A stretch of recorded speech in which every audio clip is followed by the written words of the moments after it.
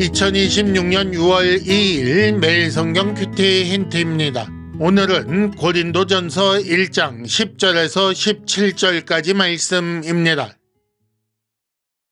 형제들아, 내가 우리 주 예수 그리스도의 이름으로 너희를 권하노니 모두가 같은 말을 하고 너희 가운데 분쟁이 없이 같은 마음과 같은 뜻으로 온전히 합하라. 내 형제들아, 글로에의 집 편으로 너희에 대한 말이 내게 들리니 곧 너희 가운데 분쟁이 있다는 것이라. 내가 이것을 말하거니와 너희가 각각 이르되 나는 바울에게, 나는 아볼로에게, 나는 게바에게, 나는 그리스도에게 속한 자라 한다는 것이니 그리스도께서 어찌 나뉘었느냐? 바울이 너희를 위하여 십자가에 못 박혔으며 바울의 이름으로 너희가 세례를 받았느냐? 나는 그리스보와 가이오 외에는 너희 중 아무에게도 내가 세례를 베풀지 아니한 것을 감사하노니 이는 아무도 나의 이름으로 세례를 받았다 말하지 못하게 하려 함이라. 내가 또한 스데바나 집 사람에게 세례를 베풀었고 그 외에는 다른 누구에게 세례를 베풀었는지 알지 못하노라. 그리스도께서 나를 보내심은 세례를 베풀게 하려 하심이 아니요 오직 복음을 전하게 하려 하심이로되 말의 지혜로 하지 아니함은 그리스도의 십자가가 헛되지 않게 하려 함이라. 아멘. 오늘의 큐티 힌트 세 가지를 말씀드리겠습니다.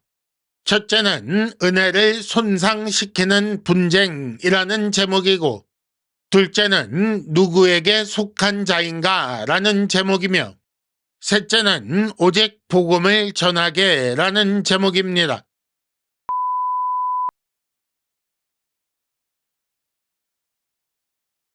큐티 힌트 첫 번째, 은혜를 손상시키는 분쟁. 10절에 보면 주 예수 그리스도의 이름으로 너희를 권한다. 너희 가운데 분쟁이 없도록 하고 온전히 합하라 라는 말씀이 나옵니다. 하나님의 은혜에 감사한 사도는 성도의 분쟁에 대해 책망하기 시작합니다. 그러면 은혜에 감사한다고 인사치레하는 것을 끝내고 책망하는 것으로 본론을 시작하는 것인가? 그렇지 않습니다. 그들의 분쟁이 하나님께서 주시는 은혜를 손상시키기 때문에 책망하는 것입니다. 교회가, 성도가 지속적으로 하나님의 은혜 가운데 있어야 더 견고하게 될 텐데 서로 분쟁하여 마음과 뜻과 말이 갈라지면 그 은혜를 누리지 못하기 때문입니다. 교회 안에서 복음을 말하면서 은혜를 손상시키는 이런 일은 교회 밖에서 교회를 공격하는 것보다 훨씬 심각한 문제입니다. 그리고 훨씬 더 비참한 일이기도 합니다. 하나님의 은혜를 받아 믿음과 소망을 견고하게 하고 싶다면 가장 먼저 같은 마음과 뜻으로 온전히 합해야 합니다. 힌트 첫 번째, 교회 분쟁으로 은혜 받는 사람은 없습니다. 큐티 힌트 두 번째, 누구에게 속한 자인가?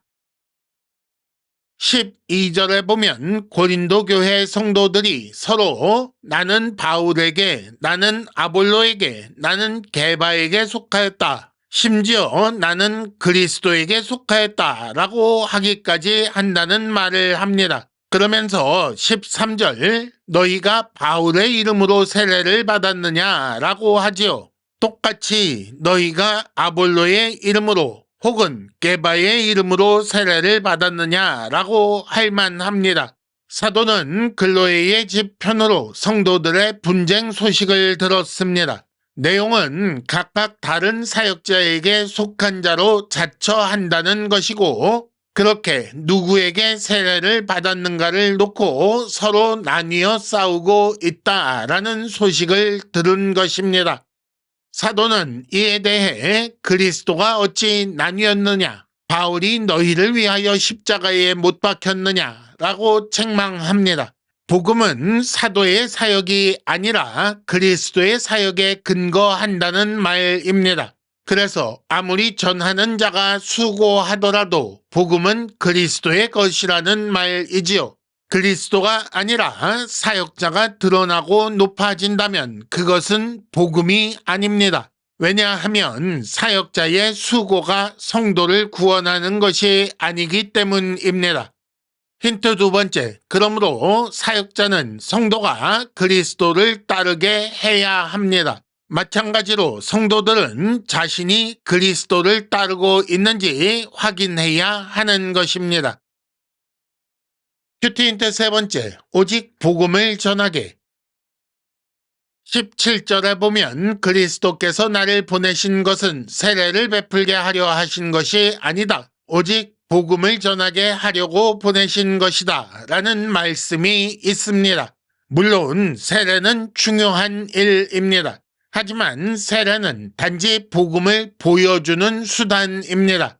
그리스도께서 사도를 보내신 이유는 복음을 전하게 하려는 것입니다. 그런데 복음의 내용은 사라지고 세례를 베푼 사람만 남는다면 주께서 뭐라고 하시겠습니까? 복음 전파자는 세례를 베푸는 것이 목표가 아님을 기억해야 합니다. 복음을 통해 그리스도와 만나게 하는 것이 가장 중요하다는 사실을 기억해야 합니다. 복음을 전했다면, 그리스도와 만나게 했다면, 혹 세례를 주지 못하였더라도 아무 문제가 없는 것입니다. 복음의 전파자는 그리스도와 성도가 관계 맺게 하는 자이며 세례는 그리스도와 성도가 관계 맺었음을 표시하는 의식입니다. 심지어 그 표시가 없어도 맺은 관계가 끊어지는 것은 아닙니다. 그러니 그리스도가 사라지고 그리스도의 십자가가 헛되게 된다면 그것은 복음이 아니며 그 사람은 복음 전파자가 아닙니다. 힌트 세 번째, 자기 이름을 남기려고 하는 사역자는 망합니다. 복음의 사역자, 그리스도의 사역자는 복음을 남겨야 하는 것입니다. 이상으로 2026년 6월 2일 매일 성경 큐티 힌트를 마칩니다. 여러분 큐티를 통해 은혜 많이 받으시기를 바랍니다.